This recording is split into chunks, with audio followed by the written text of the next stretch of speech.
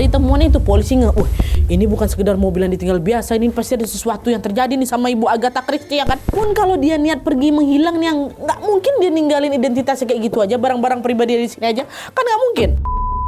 Hey, assalamualaikum warahmatullahi wabarakatuh. Terima kasih sudah klik video ini. Di sini ada yang suka baca kisah-kisah misteri nggak, Wak? Kalau ngomongin soal misteri, aku yakin kali pasti ada satu nama yang hampir selalu muncul di kepala banyak orang, yaitu Agatha Christie. Dia adalah seorang penulis asal Inggris yang dikenal sebagai Queen of Crime, Wak. Selama puluhan tahun, Agatha Christie ini terkenal sebagai sosok yang sangat cerdas dan juga berbakat dalam menyusun cerita. Karya itu terkenal bukan cuma karena kasus pembunuhannya aja, Wak, tapi juga karena plot twistnya yang rapi, logis, dan sering bikin pembaca itu ketipu sampai di halaman terakhir. Tapi di balik semua cerita rapi dan penuh perhitungan itu, Wak, ada satu bagian dari hidupnya seorang Agatha Christie yang justru kacau, gelap, dan penuh tanda tanya. Karena pada suatu malam di tahun 1926, Wak, Agatha Christie ini tiba-tiba menghilang. Dia pergi tanpa pesan, mobilnya ditemukan di tempat terpencil, dan selama 11 hari tidak ada satupun orang yang tahu dia ini ada di mana. Dan yang bikin makin aneh, pada saat ditemukan ini, keadaan Agatha ini justru jauh dari kata darurat, nggak sesuai sama bukti-bukti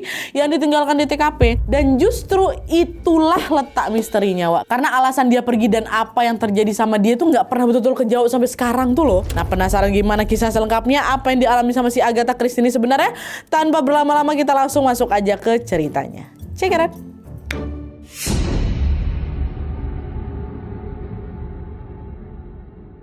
Oke, Wak, jadi Agatha Christie ini adalah seorang penulis asal Inggris yang dikenal sebagai Queen of Crime. Julukan ini tuh muncul karena hampir seluruh karyanya berisi kisah misteri dan juga pembunuhan yang disusun rapi, logis, dan juga penuh teka-teki. Tapi berbeda dari cerita kriminal yang mengandalkan kekerasan, Wak, karya-karya Agatha Christie ini lebih menonjolkan cara berpikir dan juga motif manusia. Banyak orang percaya cara Agatha ini menyusun misteri itu tidak lahir dari imajinasi aja, tapi juga berasal dari pengalaman yang dia alami sepanjang hidupnya. Jadi sebelum aku bercerita lebih lanjut tentang misteri hilangnya Agatha Christie ini, Wak, pertama-tama aku mau cerita dulu tentang perjalanan hidupnya dari awal sampai dia jadi penulis yang terkenal ini. Nah, jadi, Wak, Agatha Christie ini lahir pada tanggal 15 September tahun 1890 di Torquay, Devon, Inggris, Wak. Dengan nama asli Agatha Mary Clarissa Miller. Nah, ayahnya bernama Frederick, ibunya bernama Clara. Dan Agatha ini adalah anak bungsu dari 3 bersaudara, Wak. Kakak perempuan yang namanya Margaret, abangnya namanya Louis, ya. Nah, sejak kecil Agatha ini nggak menjalani pendidikan formal seperti kebanyakan anak-anak lainnya di masa itu, Wak. Clara, ibunya itu percaya bahwa anak-anak mereka itu tidak perlu dipaksa belajar terlalu dini. Makanya waktu itu Agatha ini belajar mandiri di rumah, Wak, atau macam homeschooling gitulah. Dan sesekali diajari langsung sama mamanya atau sama si Clara. Nah, karena nggak ikut sekolah formal dan temannya terbatas, Agatha pun tumbuh jadi anak yang pendiam dan lebih suka menyendiri. Nah, lalu di tahun 1902, waktu Agatha ini berusia 12 tahun, ayahnya meninggal dunia, Wak, gegara sakit. Sejak saat itu Agatha ini tumbuh tanpa satu figur yang selama ini jadi penopang keluarganya. Meski kehilangan itu sangat berat, hari-harinya tetap berjalan seperti biasa, tanpa ledakan emosi, tanpa perubahan besar yang kelihatan dari luar gitu. Tapi diam-diam Agatha ini menyimpan luka kehilangan yang amat-amat sangat besar rupanya. Nah, pada tahun 1914, ketika Perang Dunia I pecah, Agatha bekerja sebagai suster, Wak, yang merawat tentara-tentara perang di sebuah rumah sakit yang ada di Inggris. Hari-hari diisi sama pasti luka, rasa sakit, dan juga kematian pasien yang datang hampir setiap hari. Terus tidak lama kemudian, berkat ketekunannya, dia pun diangkat menjadi asisten apoteker tuh. Nah, di posisi ini Agatha mulai akrab tua dengan zat-zat medis keras yang dipakai untuk pengobatan tentara perang. Di dunia medis, Wak, satu zat medis itu bisa menyembuhkan kalau dosisnya tepat, tapi juga bisa mematikan kalau salah takaran, iya kan? Nah, sebagai asisten apoteker, Agatha belajar lah itu soal dosis, soal efek samping, dan juga reaksi tubuh manusia, termasuk apa yang terjadi kalau penggunaan zat medis yang keliru. Jadi bisa dibilang Agatha ini mulai jadi akrab, Wak, sama racun dalam tanda kutip ya. Tapi di sini tuh maksudnya racun itu Agatha nih jadi paham betul garis tipis antara obat dan racun gitu kan. Jadi kan obatnya bisa menyembuhkan, bisa juga membahayakan ya kan. Nah, pengetahuan inilah yang kemudian tersimpan rapi di kepalanya dan jadi dasar kenapa kematian dalam cerita-cerita misterinya ini terasa begitu detail, realistis dan meyakinkan. Mungkin gara-gara itu juga. Nah, selama bekerja di rumah sakit, pekerjaan Agatha bisa dibilang sangat berat dan nyaris tanpa jeda, Wak. Di sini Agatha juga butuh satu cara untuk menenangkan pikirannya. Dan salah satu caranya itu adalah dengan menulis cerita fiksi. Selama menulis, Agatha nggak ada niat untuk menerbitkan tulisannya, Wak, atau supaya dibaca sama orang lain. Dia pure nulis untuk melampiaskan kegelisahannya aja. Tapi siapa sangka dari kebiasaan dia menulis itu, hidup Agatha mulai berubah karena menulis. Dimana pada suatu hari, Wak, Clara ibunya itu bilang, "Agatha, kamu kan suka nulis. Cobalah sesekali bikin cerita detektif." Kenapa? Karena waktu itu genre detektif tuh lagi naik daun di Inggris. Dan Clara itu ngerasa Agatha anaknya itu punya logika dan imajinasi yang pas nih untuk ngerangkai teka-teki. Jadi Agatha waktu digituin sama mamanya, dia bilang, "Oh iyalah Bu, nanti aku coba," gitu. Di situ Agatha ternyata nganggap pertanyaan dari ibunya itu sebagai suatu tantangan, Wak. Makanya setiap lagi istirahat kerja di rumah sakit itu, Agatha betul-betul serius menulis kisah detektif sampai akhirnya dia bisa menulis tulisan itu sekitar 300 halaman. Jadi satu novel, Wak. Cerita detektif pertama dia itu. Cuman meskipun ceritanya sudah jadi, Agatha belum ngirimin novel itu kemana-mana, Wak. Naskah itu dia simpan sendiri. Karena dia ngerasa belum yakin apakah ceritanya ini layak dibaca orang lain apa enggak. Barulah setelah Perang Dunia I berakhir dan kesibukannya sudah agak mereda, Agatha mulai mikir, ini kayaknya bisa lah ini aku terbitkan si tulisan ini jadi buku. Dari situ akhirnya Agatha memberanikan diri, Wak, mengirim naskah itu ke beberapa penerbit.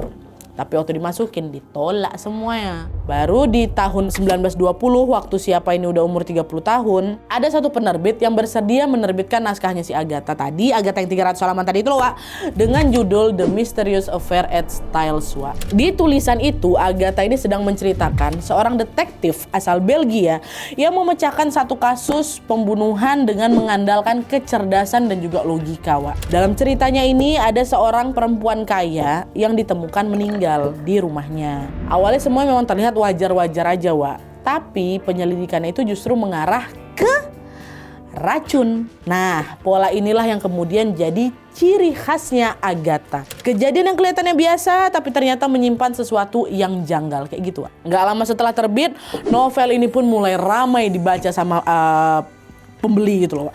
Buku ini berpindah dari satu tangan ke tangan yang lain dan dibicarakanlah di antara sesama pembaca kisah detektif. Nah, dari situlah nama Agatha Christie pun mulai sering disebut sebagai penulis yang ceritanya bikin orang penasaran dan bertahan sampai halaman terakhir. Popularitas itulah yang akhirnya membuat Agatha berhenti dari pekerjaan di rumah sakit dan memilih menulis secara penuh. Nah, di fase ini Agatha Christie berhenti menulis untuk dirinya sendiri, Wak. Dan dia mulai menjalani hidupnya sebagai penulis kisah-kisah misteri.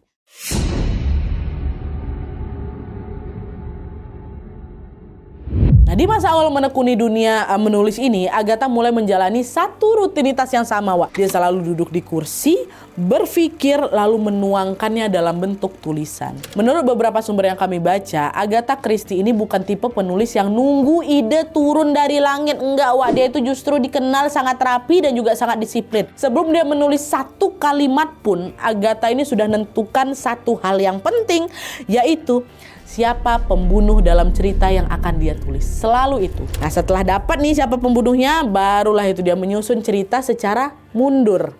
Memastikan setiap petunjuk terlihat wajar tapi nggak terlalu mencurigakan gitu. Itu dia bikin. Dan pola ini bukan pola kebetulan tapi trik yang sengaja dia ulangi berkali-kali dalam cerita-ceritanya. Produktivitasnya Agatha ini bisa dibilang nggak main-main juga, Wak. Setelah novel pertamanya tadi itu terbit, dia lanjut menulis sampai menghasilkan 2-3 buku dalam 1 tahun. Bahkan nih, Wak, ya kadang ada satu buku yang masih dijual di pasaran, Agatha udah nyiapin naskah baru lagi untuk dikirim ke penerbit lagi kayak gitu. Bagi Agatha Christie, menulis bukan soal mengumpulkan mood, tapi dia betulan menganggap menulis sebagai pekerjaan utamanya.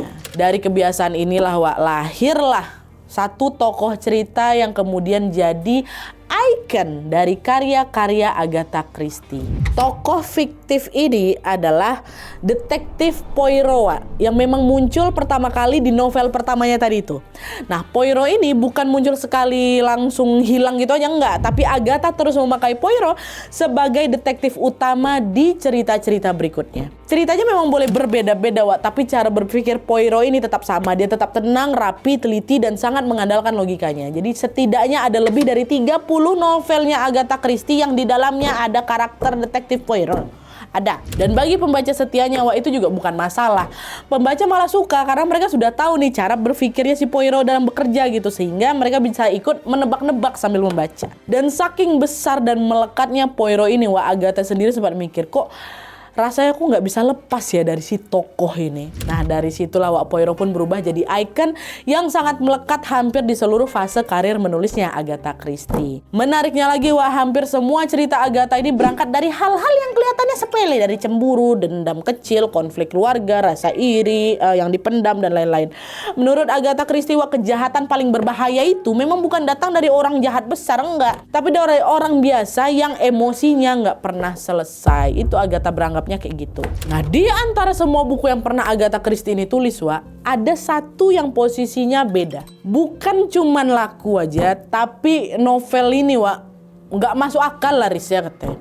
Judulnya adalah And Then There Were None. Ceritanya itu tentang 10 orang asing yang diundang ke sebuah pulau kecil. Mereka nggak saling kenal, nggak tahu siapa yang ngundang, dan begitu sampai di sana, Wak, satu persatu mulai mati secara bergiliran. Nah lama-lama jumlah orang-orang yang tadi itu kan jadi makin sedikit tuh. Dan sampai di satu titik semua orang baru sadar kalau ternyata pembunuhnya ada di antara mereka. Dan menariknya lagi, Wak, di novel yang ini Agatha tidak pakai tokoh Poirot lagi.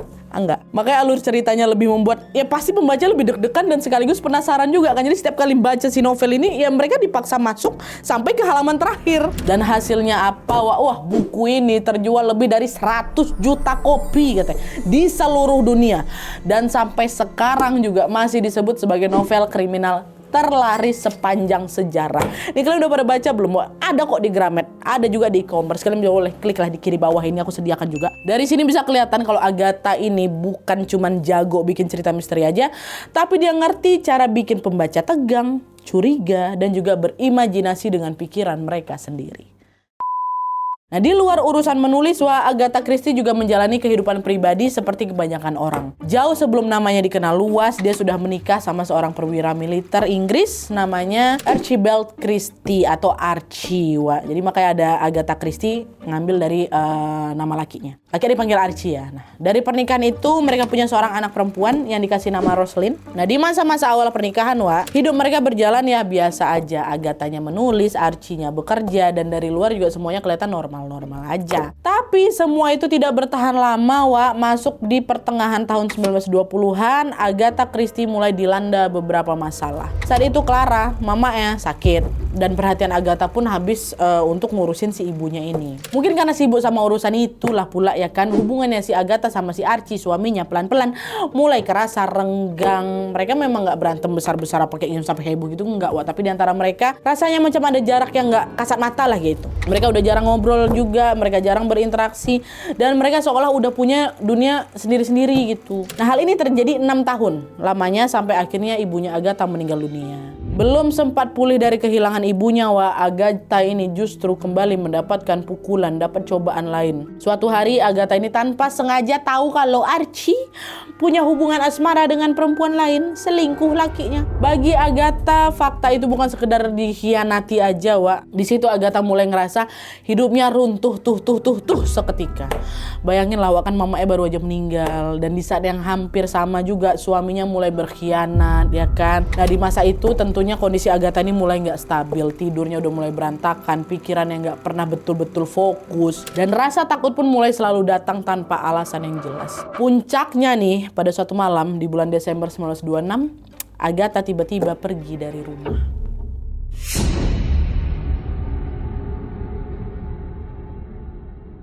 Nah jadi pada malam Jumat tanggal 3 Desember 1926 di kota Berkshire atau tempat Agatha ini tinggal, Wak, waktu itu lagi hujan rintik-rintik. Meskipun bukan hujan besar, malam itu tetap terasa sepi karena orang-orang nggak banyak keluar rumah ya kan. Nah di malam itu Agatha juga lagi ada di rumah dan sama sekali nggak ada berencana mau pergi kemana-mana. Tapi menjelang tengah malam, Wak, Agatha ini keluar dari rumah.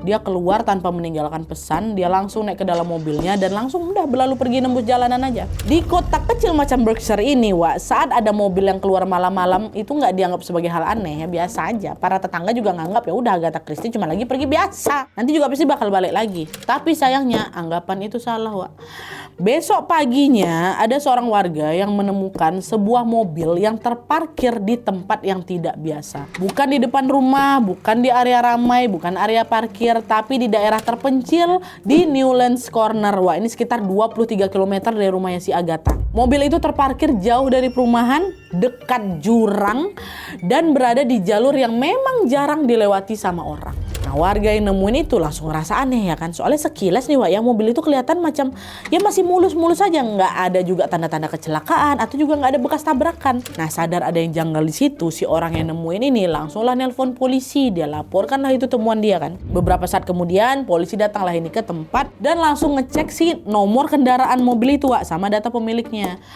Waktu dicek dari situlah ketahuan kalau mobilnya Agatha Christie ini, penulisnya lagi terkenal di masa itu ya kan. Apa mobilnya di sini? Tanpa membuang waktu, polisi pun langsung menggeledah ke dalam mobil dan mereka menemukan ada beberapa barang pribadi punya si Agatha. Ada mantelnya, ada kartu identitasnya, ada juga beberapa baju, tapi Agatha Christie-nya nggak ada. Nah, dari temuan itu polisi ini bukan sekedar mobil yang ditinggal biasa, ini pasti ada sesuatu yang terjadi nih sama ibu Agatha Christie ya kan. Pun kalau dia niat pergi menghilang nih, nggak mungkin dia ninggalin identitasnya kayak gitu aja, barang-barang pribadi di sini aja kan nggak mungkin. Nah, ngerasa ada yang janggal, polisi pun langsung menghubungi suaminya si Archie. Nah, dengar itu Archie malah ikutan panik. Loh, emang istri saya pergi, Pak? Saya baru tahu malah.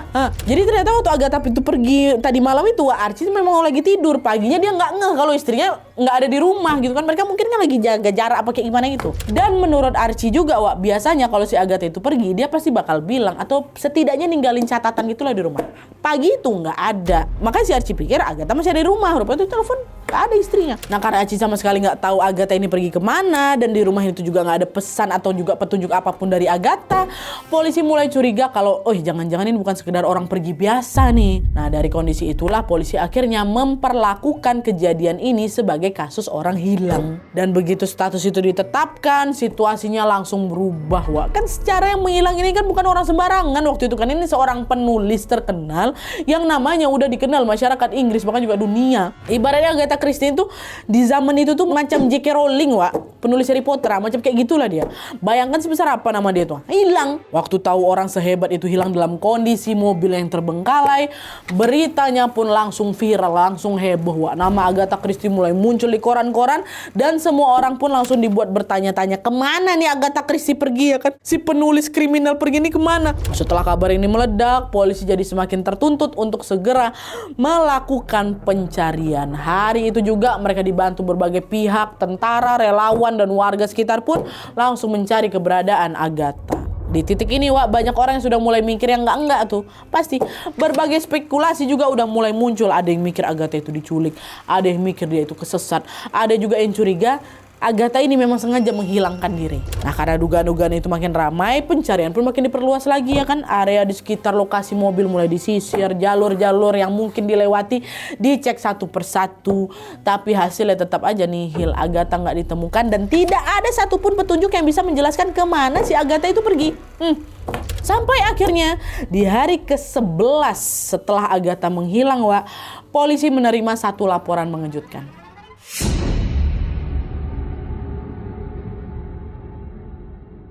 Pada tanggal 14 Desember 1926, polisi menerima telepon dari petugas hotel spa Swan Hydropathic di kota Harrogate, Inggris. Nah, di telepon itu pihak hotel ini bilang kalau, Pak, ada satu tamu perempuan. Mukanya mirip kali sama Agatha Christie, Pak. Awalnya polisi nggak langsung percaya. Masa sih? Soalnya kan Agatha ini udah dicari kemana-mana. Kan 11 hari mereka cari nggak ketemu-temu. Terus tiba-tiba dibilang dia lagi santai nginap di hotel kan? Macam terlalu aneh ya kan. Tapi karena laporannya itu datang langsung dari pihak hotel nih, bukan dari anomali atau kayak gimana, polisi tetap berangkat ke lokasi ke hotel itu untuk mengecek sendiri, Dan begitu mereka sampai, ternyata betul perempuan itu memang Agatha Christie dan dia ditemukan dalam keadaan hidup.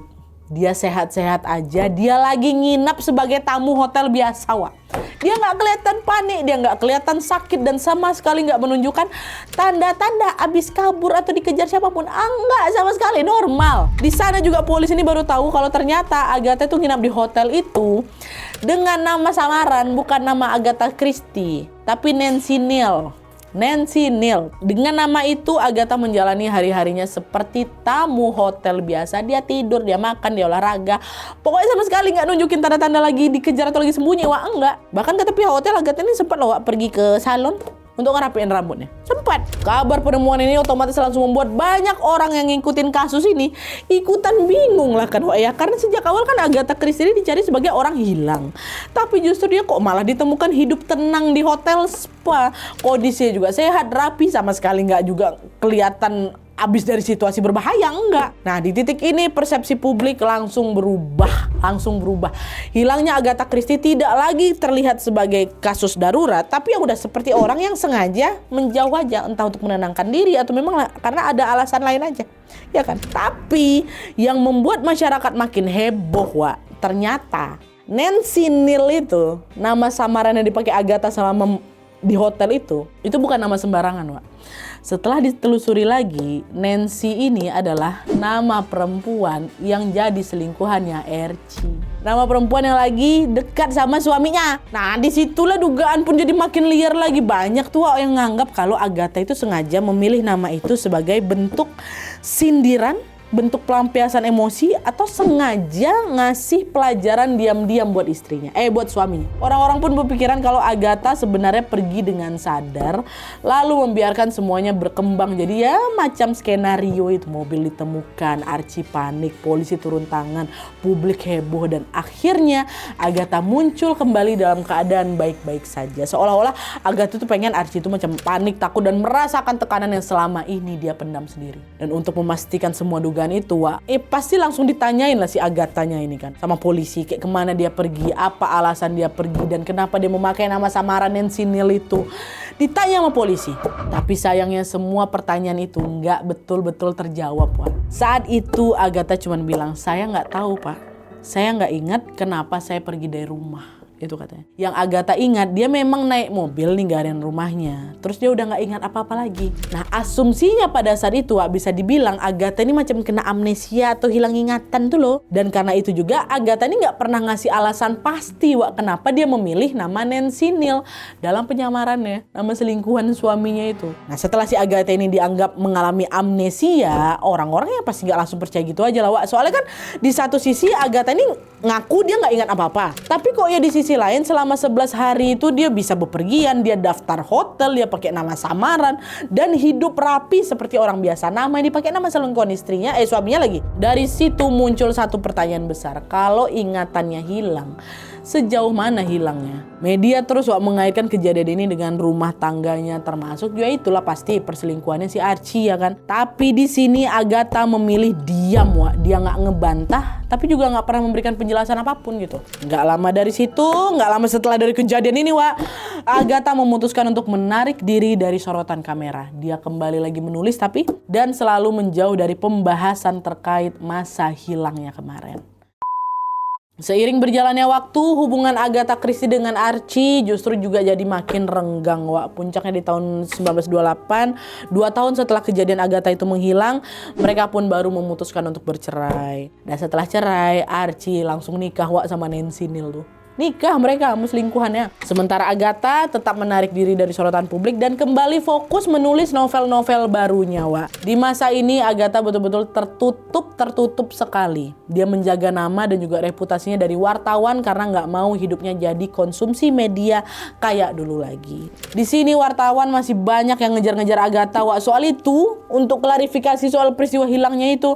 Tapi lagi-lagi Agatha kekeh memilih untuk diam dan dia nggak mau memberikan klarifikasi sedikit pun. Terus di tahun 1930, Agatha dikabarkan menikah lagi dengan seorang arkeolog bernama Max Mallowan. Pernikahan ini membawa perubahan besar katanya, Wak, dalam hidupnya Agatha Christie, di mana sejak dia menikah dengan Max, Agatha sering sekali ikut Max ke berbagai ekspedisi arkeolog gitu, terutama ke wilayah Timur Tengah. Nah, di sela-sela perjalanan itu Agatha tetap menulis, dan justru di masa inilah banyak karya pentingnya si Agatha Christie ini lahir, Wak, kayak Murder on the Orient Express, ada Death on Nil, ada Appointment with Death. Nah, dari situ juga latar belakang di ketiga novel ini juga diambil dari pengalaman Agatha ikut Max meneliti di Timur Tengah tadi. Dan di sepanjang hidupnya Agatha Christie, Wak, setidaknya dia sudah menulis 66 novel detektif, lebih dari 150 cerita pendek, 14 kumpulan cerpen, dan sekitar 20 naskah drama. Dan salah satu karyanya yang tadi, And Then There Were None tadi, Wak, yang sudah terjual lebih dari 100 juta kopi itu tercatat sebagai novel kriminal terlaris sepanjang masa. Baca deh. Tapi lagi-lagi di balik semua pencapaian itu, satu hal tetap menggantung di sini.